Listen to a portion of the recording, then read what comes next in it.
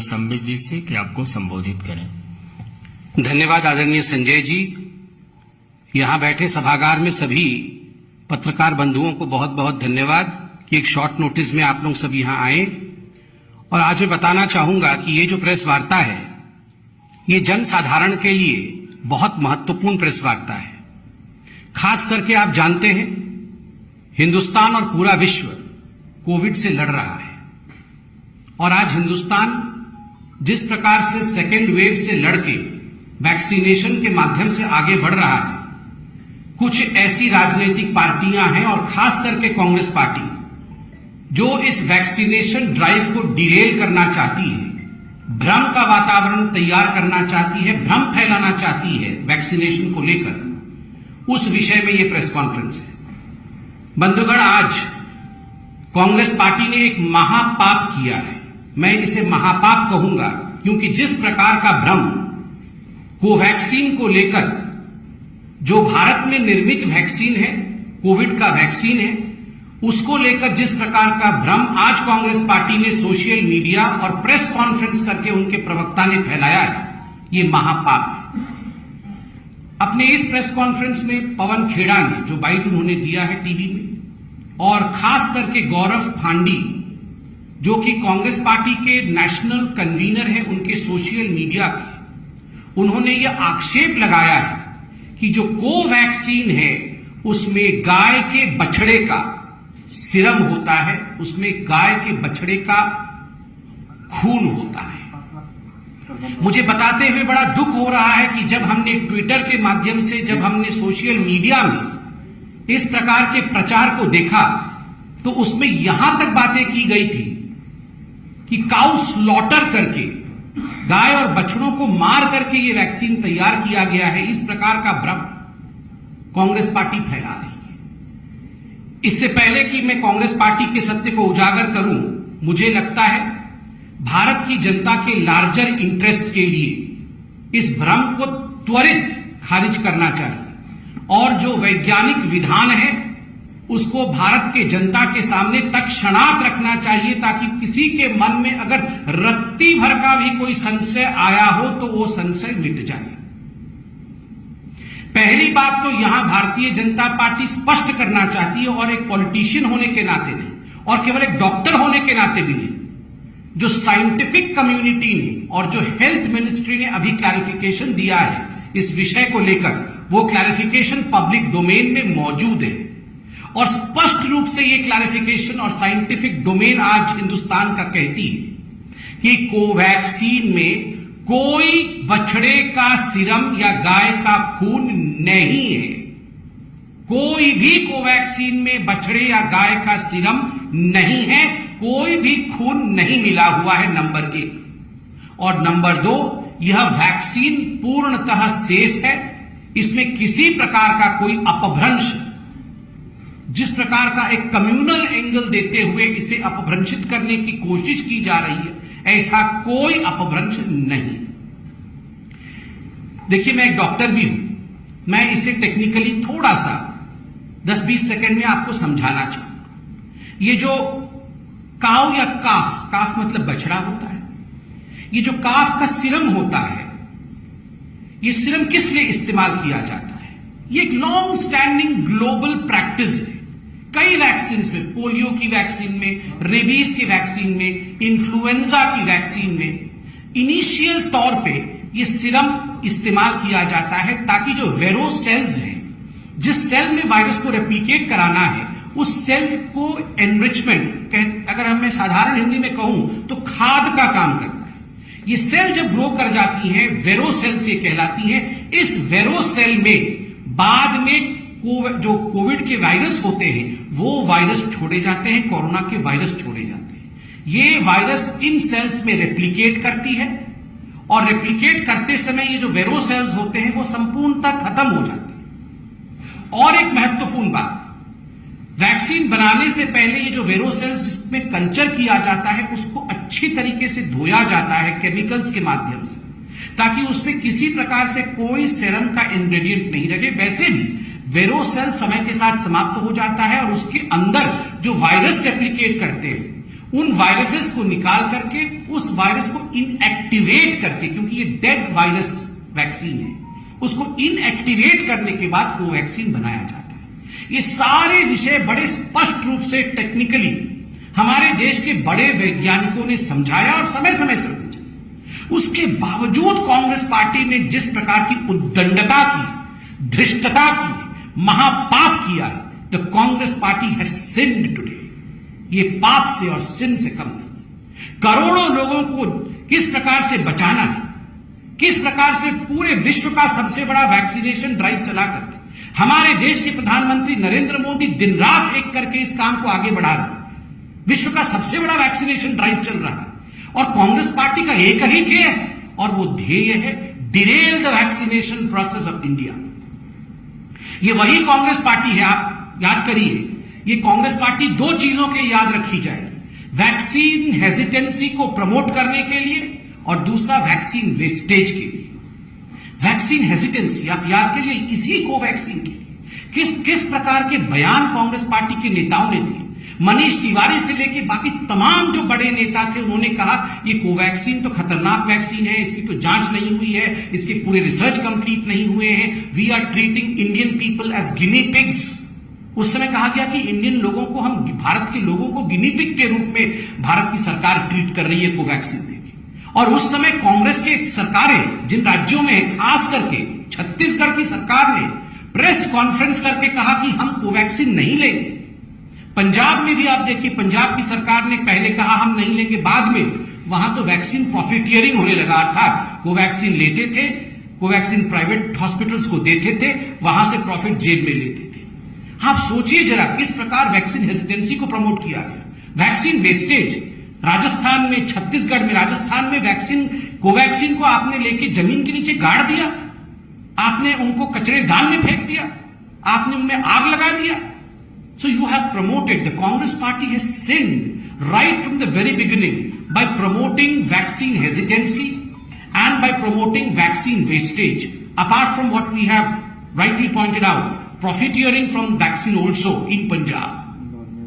People of this country are not going to forgive the Congress party for what they have done. और आज इस मंच पे से भारतीय जनता पार्टी पूरी रिस्पॉन्सिबिलिटी के साथ, जिम्मेदारी के साथ एक ही सवाल कांग्रेस पार्टी से पूछ रही है। आदरणीय सोनिया जी, राहुल जी, प्रियंका जी, आप तीनों ही कांग्रेस हैं, you three are the Congress. आप तीनों बताएं, आप तीनों ने कब अपना पहला डोज लिया और कब अपना सेकेंड डोज लिया है? क्या गांधी परिवार वैक्सीनेटेड है या गांधी परिवार वैक्सीनेटेड नहीं है? गांधी परिवार कोवैक्सीन पर विश्वास करती है या गांधी परिवार कोवैक्सीन पर विश्वास नहीं करती? और यह सवाल केवल भारतीय जनता पार्टी का नहीं है, यह सवाल समूचे हिंदुस्तान का है कि क्या वो लोग जो चाइना में जाके एमओयू साइन करते हैं, क्या वो लोग जो डोकलाम में जिस प्रकार का बर्ताव करते हैं, क्या वो लोग जो फॉरेन कंट्रीज में जाकर के हिंदुस्तान के मस्तक को झुकाने का काम करते हैं, वो हिंदुस्तान के वैक्सीन के ऊपर, हिंदुस्तान के इंडिजिनस प्रोडक्ट के ऊपर विश्वास करते हैं और है या नहीं? और राहुल जी, सोनिया जी और प्रियंका जी जवाब दें कि वो वैक्सीनेटेड है या नहीं। बंधुगण, आज से ठीक एक हफ्ते पहले रॉबर्ट वाड्रा, गांधी परिवार के एक और रत्न, उन्होंने भी कहा था कि लोग भ्रमित हैं, लोग जानते नहीं हैं ये वैक्सीन कैसे बनते हैं, इनका कॉम्पोजिशन क्या है, इनके साइड इफेक्ट्स क्या है। रॉबर्ट वाड्रा जी, आपके पास तो इतनी जमीन है, मेडिकल कॉलेज खोल के भर्ती होइए, वहां पर पूरा पढ़ के आइए प्रोसेस वहां से। जब कोवैक्सीन लॉन्च होता है तब कहते हैं हम कोवैक्सीन लेंगे नहीं, इससे खतरा हो जाएगा। जब पूरा पीक पे रहता है सेकेंड वेव तो कहते हैं हमारा कोवैक्सीन कहां है, हमारे बच्चों के कोवैक्सीन कहां चले गए। क्या मजाक बना के रखा हुआ है कांग्रेस पार्टी ने। और देखिए, एक बहुत बड़ा त्रासदी है पूरे विश्व का। इस त्रासदी में हम सब की आवश्यकता है कि हम साइंटिफिक बेंट ऑफ माइंड, वैज्ञानिक दृष्टिकोण के साथ आगे बढ़े, न कि इस प्रकार की बातों के साथ जो भ्रम कांग्रेस पार्टी फैला रही है या फैला चुकी है और जो आज हम डिस्पेल कर रहे हैं। मगर इसका सवाल जो हमने पूछा, इसका जवाब जरूर दे सोनिया जी, राहुल जी, प्रियंका जी और वाड्रा जी भी दे दें कि इन्होंने, सारे लोगों ने, चारों ने वैक्सीन लिया है कि नहीं लिया है, कब लिया है, कौन सी वैक्सीन ली है। कोवैक्सीन पे विश्वास करते हैं या नहीं करते हैं, ये सब जरा बता दें। बहुत बहुत धन्यवाद। कोई आपके मन में प्रश्न हो तो अवश्य पूछें। ये सर 2 दिन पहले मैं आईएमए के प्रेसिडेंट का इंटरव्यू किया था, उन्होंने कहा कि ये जो वैक्सीनेशन प्रोसेस है this should be speeded up और it should be much faster. With the statement that has come today, do you feel that this is not helping in the purpose of vaccination process and hesitancy that has been created from the group? See, number one, as far as the vaccination process, the speed and the scale in India is concerned, there is no doubt that India is in fact one of the fastest moving vaccinating country. Look at the size of this country.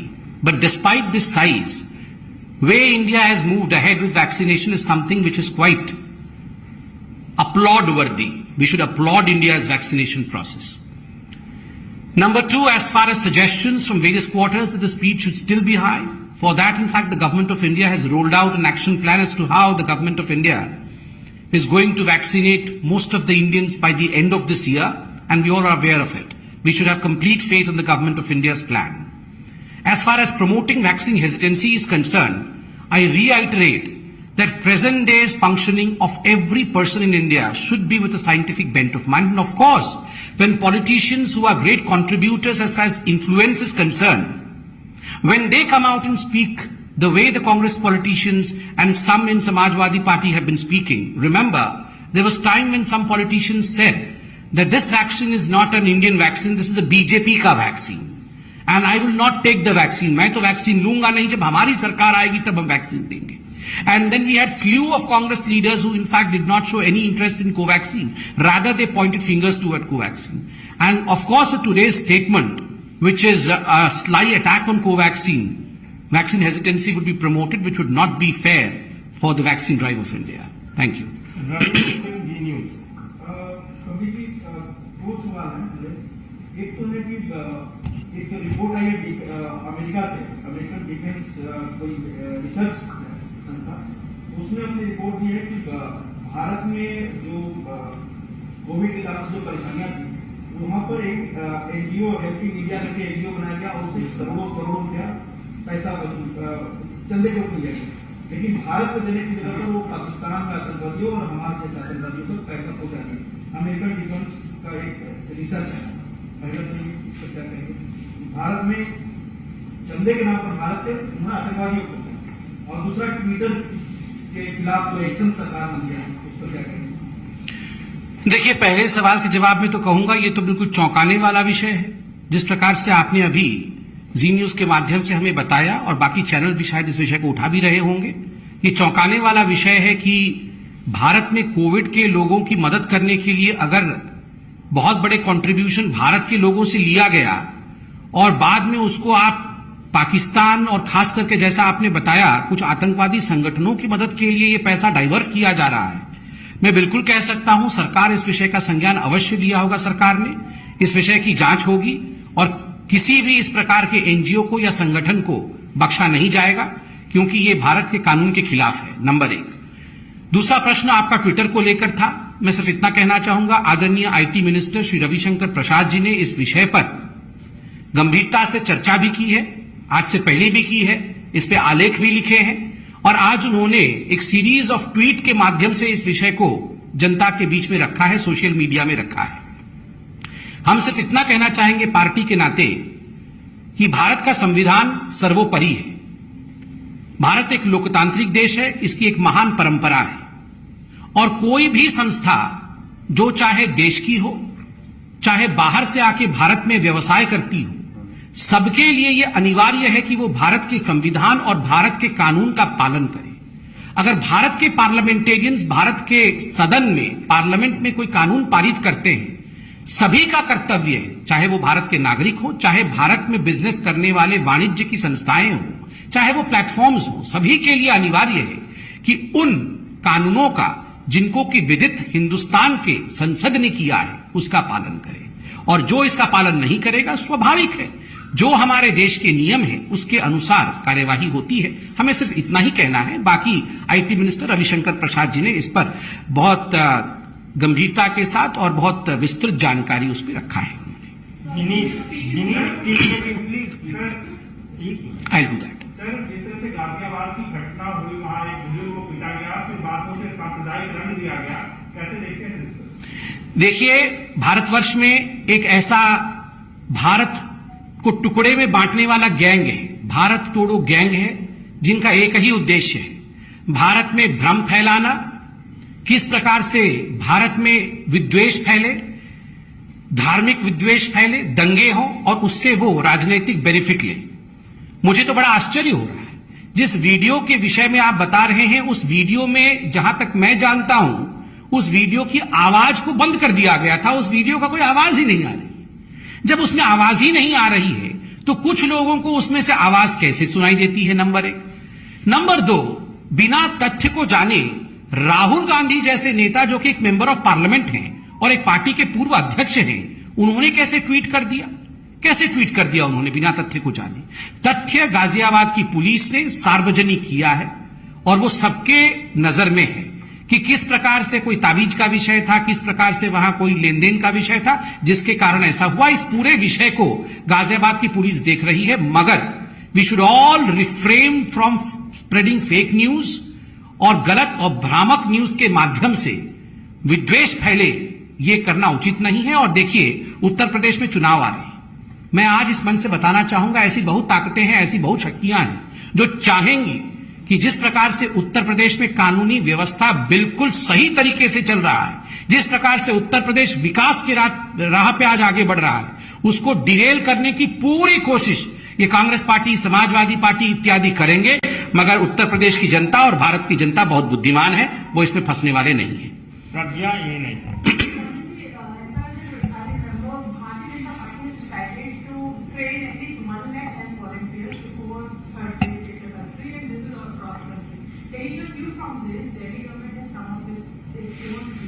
Now they will train 5,000 of health assistants before COVID-3 and applications will be open from June 17. You know that there is nothing Delhi government on vaccination and COVID. How do you see this movement? Thank you for the question, Pragya.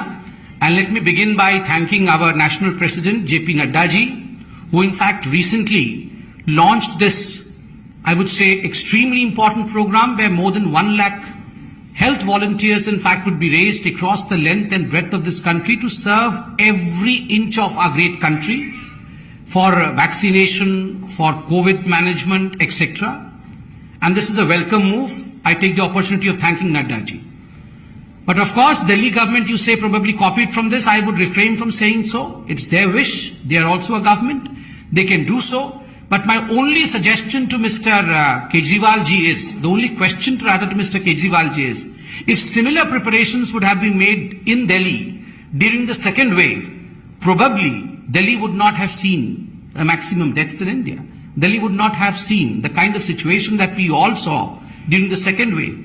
Ironically, during the second wave, if any question was asked to Mr. Kejriwal, his only answer was, Modi ji ne karne nahi diya, hame central government ne rok liya, hum to sab kuch karna chahte the. And now he's saying that he is prepared for everything. So both cannot be true. He was busy advertising during the first phase. He is in fact advertising yet again. I hope he really starts working and improves the condition of Delhi. In English.